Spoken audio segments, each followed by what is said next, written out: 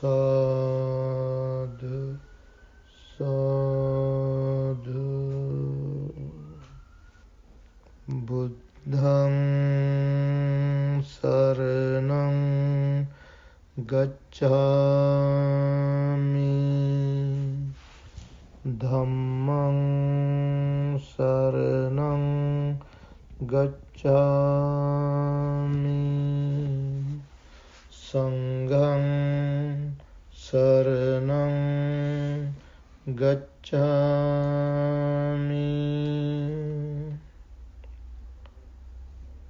Friends,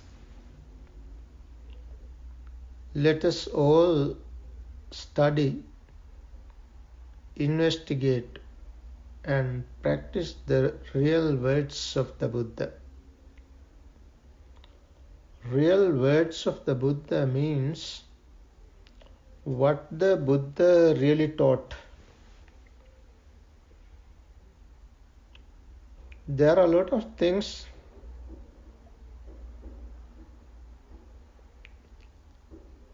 but people say the Buddha said, though those are later works, later compilations in the history of Buddhism. History of Buddhism. For the last 2500 years, lot of literature came to exist. Those are not the very words of the Buddha. That is why we have to understand the very words of the Buddha from the original discourses. Buddha has taught the real Dhamma. Thereafter, his immediate disciples, whether they were monks, nuns, or even lay followers, enlightened ones, non-returners, once-returners, and stream enterers. They have given some talks, some explanations. They had their discussions among the monks, among the disciples. Tonight we are going to discuss a very special discourse, which was a discussion between a non-returner layman,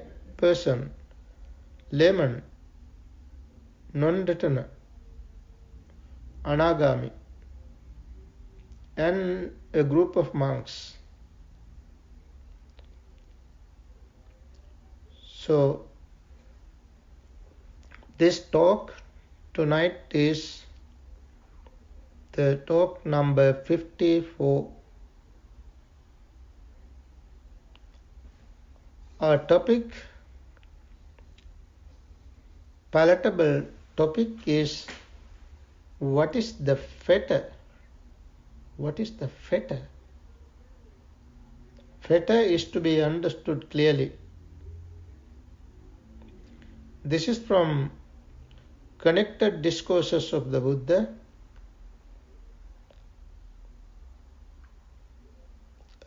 chapter 41, the discourse number 1.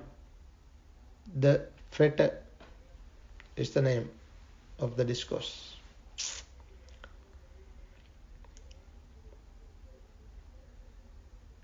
Let's understand the discourse. On one occasion, several elder bhikkhus were dwelling at Machikasanda. Machikasanda is the name of a place in the wild mango grove. Now, on that occasion, when the elder bhikkhus had returned from their alms round, after their meal, they assembled in the pavilion and were sitting together when this conversation arose. Now, after their midday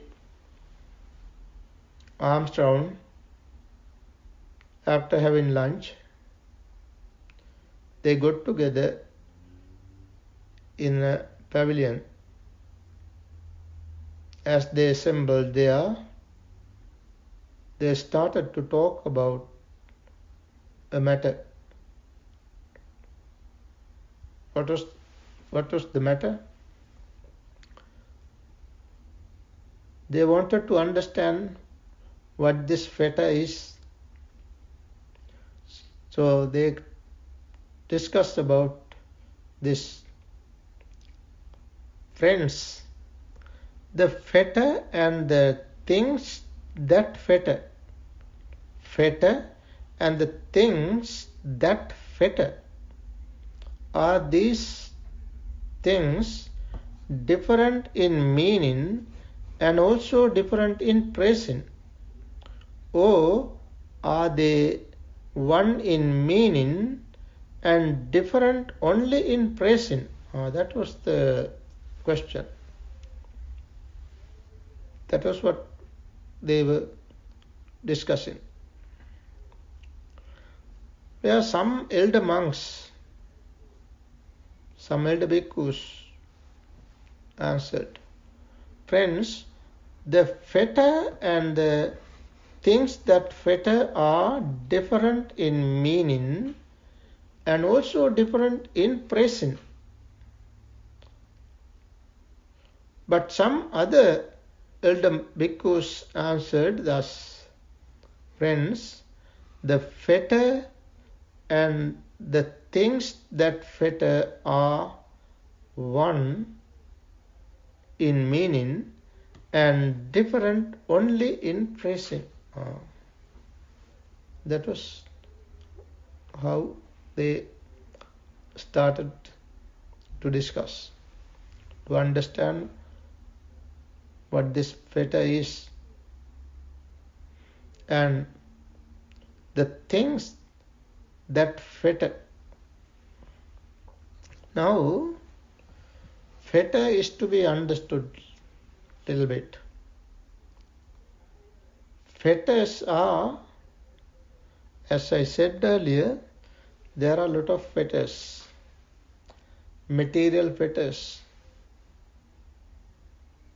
There are fetters using different kinds of wine, ropes, chains, many different kinds of fetters.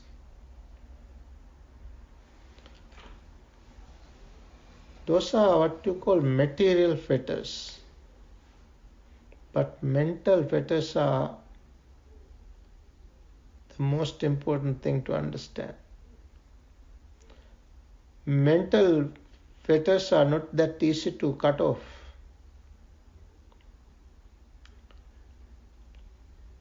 In the Dhammapada, I want to quote from the Dhammapada. Buddha says, attacked by craving, beset by craving, people run about like an entrapped rabbit, held fast by mental fetters. They are held fast by mental fetters. Due to what? Because of what? Because of craving.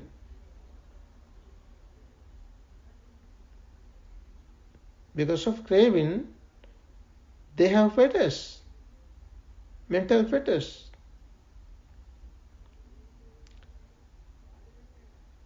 They are entrapped like a hare, like a rabbit.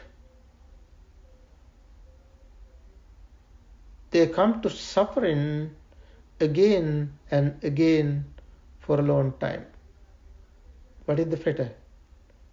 Craving is the fetter there. Attachment is the fetter. It is because of attachment, because of craving, attachment comes to be. Tanha pacca upadana. Again, Buddha says, that is not a strong fetter, the wise say, which is made of iron. So, fetters made of iron, like chain, is not that strong. The wise say, oh, fetters made of wood, or hemp, such fetters are not that fast, not that strong. But the infatuation and longing for jewels and ornaments,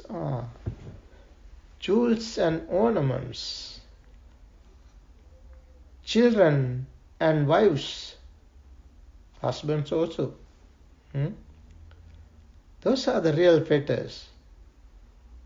Not physically, mentally, fetter, mentally. Mentally we grasp jewels, gems, different ornaments, golden chains, bracelets, necklace. Mentally we grasp them. And we grasp children, wives, husbands.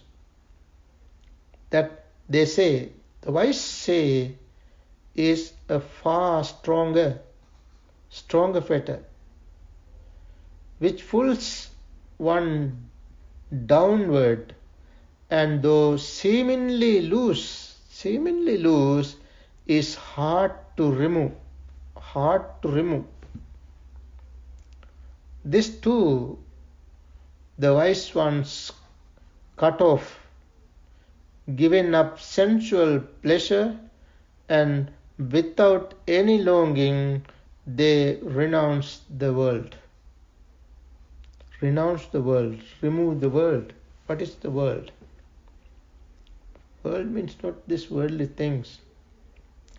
Mentally, world means 5 aggregates affected by clinging. They renounce, they remove 5 aggregates affected by clinging. Further, the Buddha says in the Dhammapada, the monk who delights in heedfulness,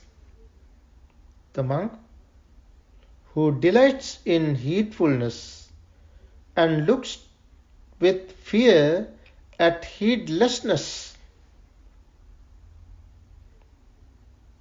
advances like fire, burning all fetters, whatever, whether small or large,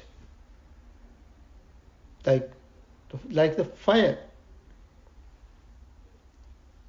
advances burning all fetters. That is the way to practice. That is how the wise one practices and cuts off fetters.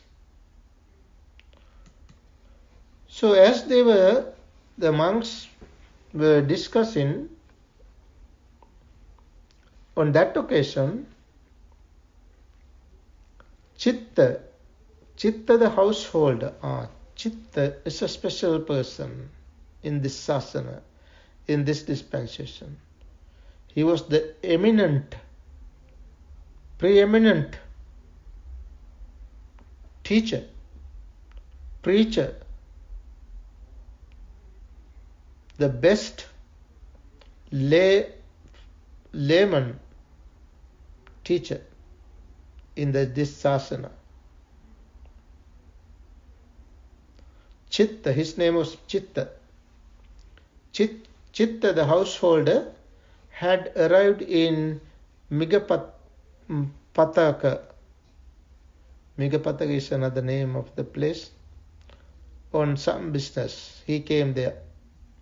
Then Chitta, the householder, heard a number of elder bhikkhus, it is said, on returning from their alms round, had assembled in the pavilion after their meal and were sitting together when this conversation arose. So he heard what these monks were doing there in that particular pavilion. Then Chitta, the householder, approached those elder bhikkhus, paid homage to them.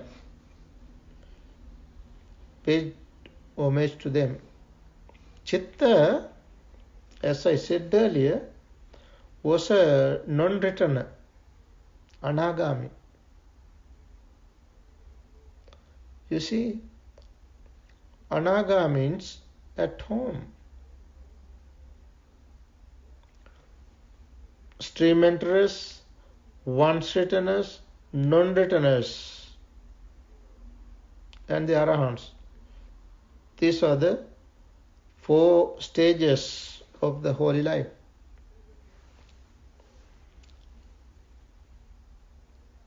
In the time of the Buddha, there were stream enterers at home, once returners at home, non-returners at home. He was a non-returner, Chitta.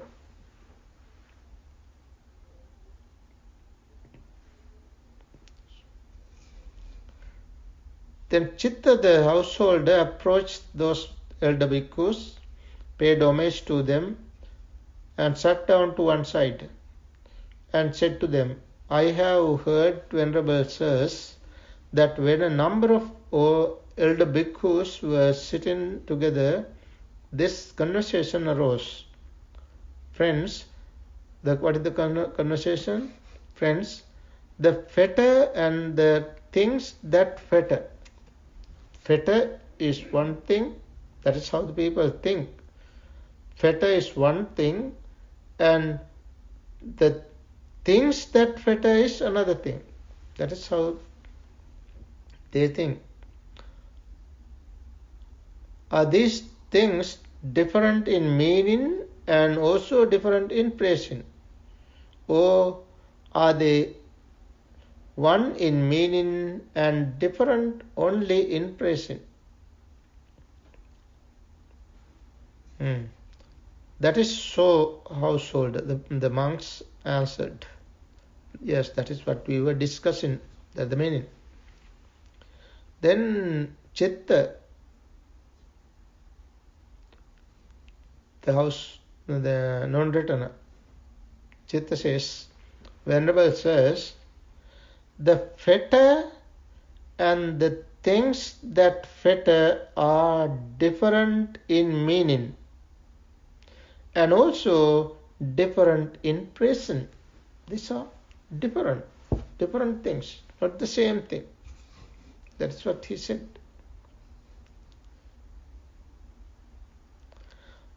I will give you a simile for this.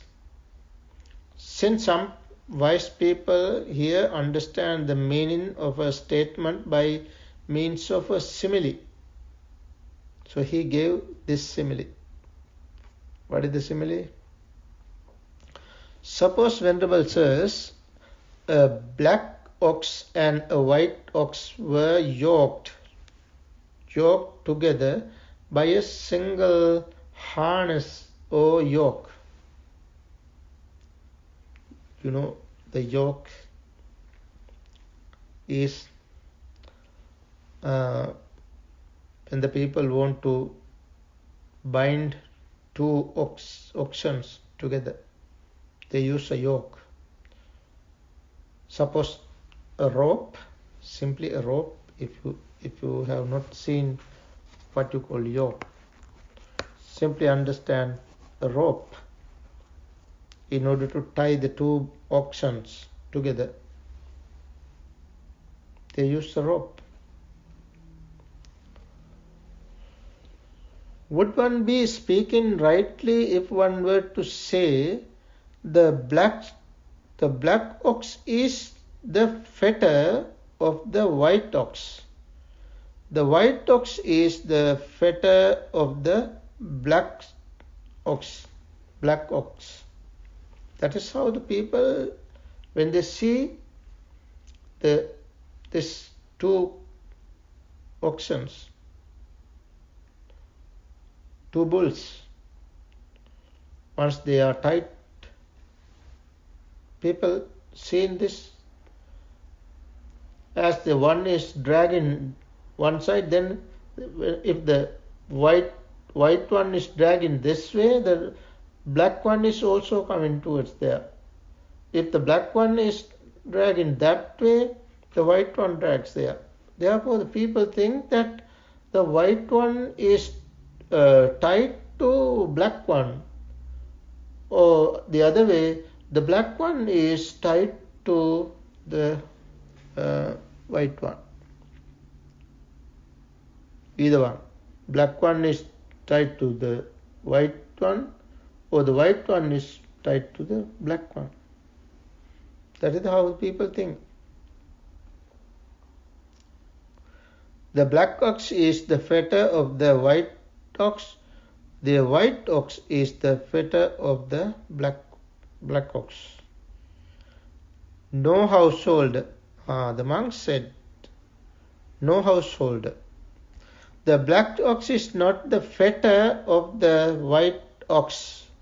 Nor is the white ox the fetter of the black ox.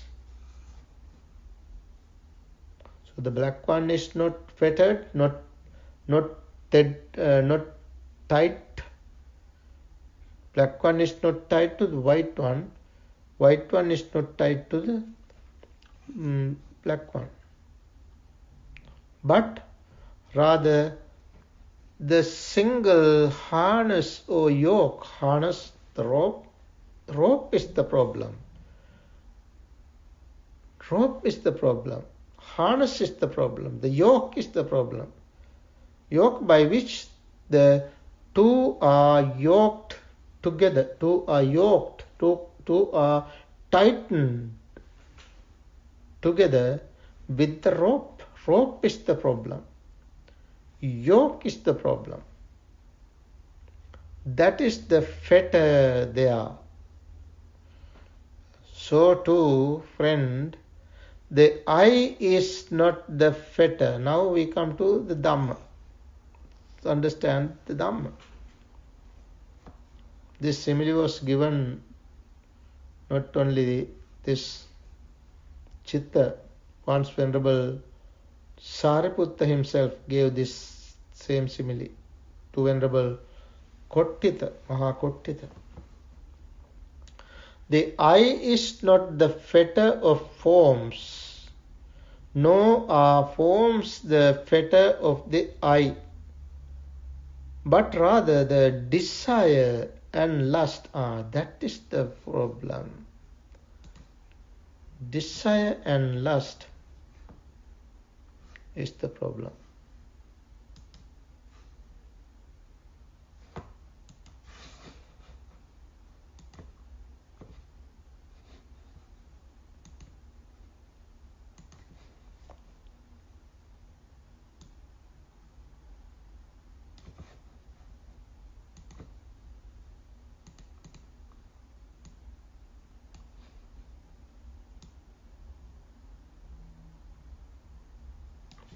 Desire and lust is the problem. That is the rope. That is the yoke. That arise there in dependence on both. On both. That is the fetter there.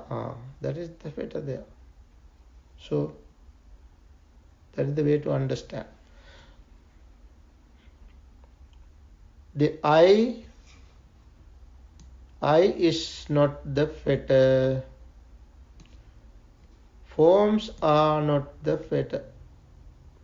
Forms are not the fetter. Desire is the fetter.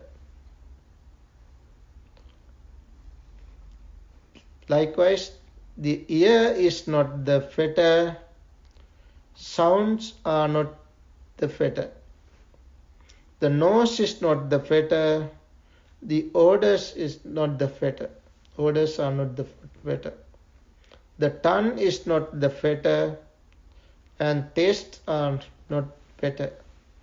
The body is not the fetter, and tangible objects are not the fetter. The mind is not the fetter of mental phenomena, nor are mental phenomena. So mind is not the fetter, mental phenomena are not the fetter. But rather the desire, this is the fetter. Desire and lust is the fetter. I guess you can understand that. Now let's see like this. Okay, I is here. I is here. Forms are here. Form means not the external forms, but the image, the reflection that we have taken from the external object. That is also inside the object, inside the eye. So eye is now there. These two come together. When we see the object, there is a fetter. This is the fetter. This is what is called delight and lust. This is delight and lust. That is the problem. So the practitioner should cut off this. Should cut off desire and lust. Delight and lust. Chanda. Chanda raga. Buddha said Chanda raga vinodana. Buddha's teaching, once Venerable Sariputta advising the monks said, the Buddha's whole teaching is to cut off, remove, destroy desire and lust.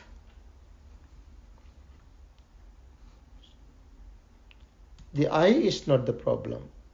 The forms are not the problem. Desire and lust is the problem. Ear is not the problem. Sounds are not the problem. Desire and lust in the ear is the problem. The nose is not the problem. Odors are not the problem. Problem is desire and lust. Likewise, all the things we have to understand. So how should we do this? That is the way to practice.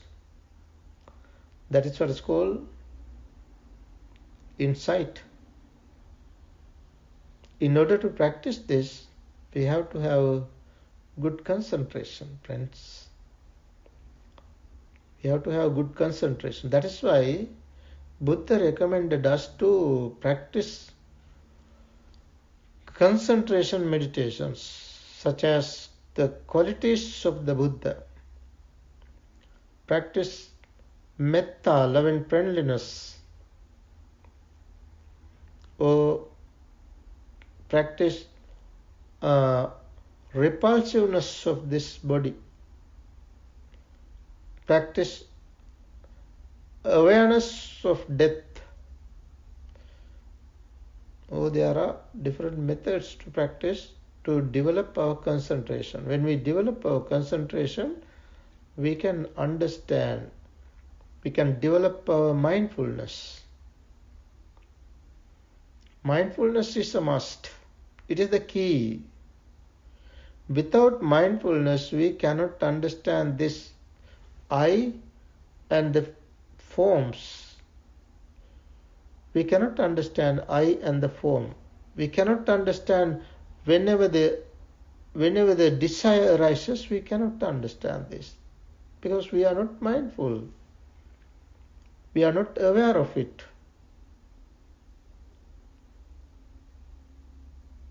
That is why we have to practice serenity meditation, samatha meditation for some extent. Then, whenever thoughts arise, we can understand this thought. Desire arises, lust arises, we can understand and remove. Cut off the yoke, cut off rope.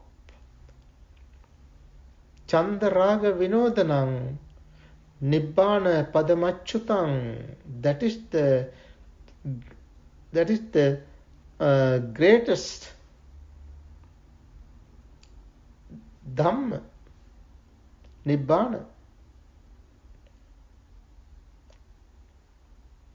That's the way to understand. That's the way to practice both serenity and insight. So friends, this is how this chitta, the non-returner, explain this connection, this fetter, what the real fetter is,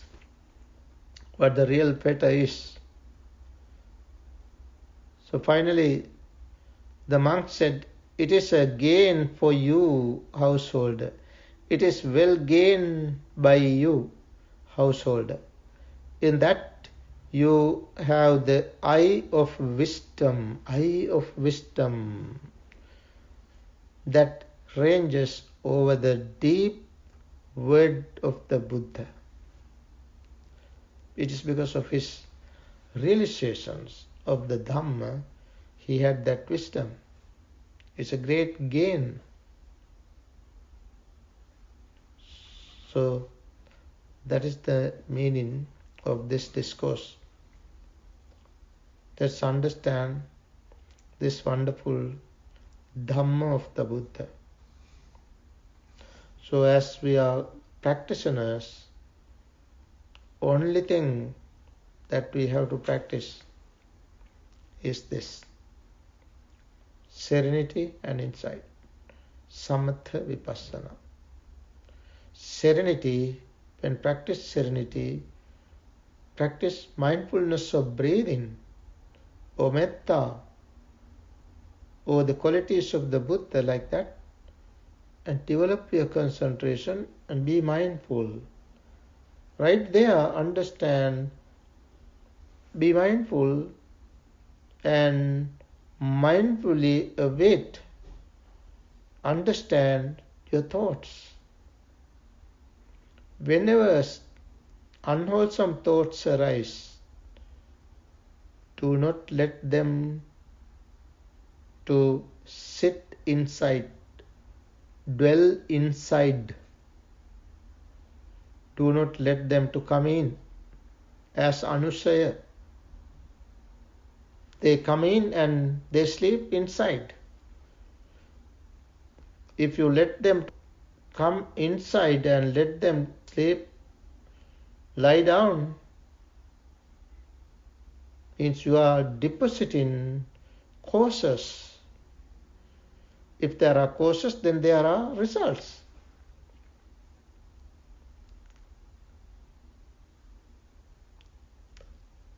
The results means repeated re-becoming. You are born again and again in samsara. That is why we have to understand this Fetter. Whenever desire and lust arise, it is because of desire and lust we have attachment and repulsion both. Attachment is one side, repulsion is the other side, just like the two sides of a coin, two sides of the dollar. You can't get only one side, both sides are there. Desire and lust, if we have desire and lust, we have attachment and repulsion. Both are to be cut off and maintain equanimous mind, equanimity, where we can understand the five aggregates. Five aggregates means we can understand suffering. Suffering means five aggregates affected by clinging. Buddha clearly said, five aggregates affected by clinging means suffering. So what is the cause? The cause is craving. What is to be done? That craving is to be cut off. Craving, desire, lust, whatever the term you use, all these are encompassing.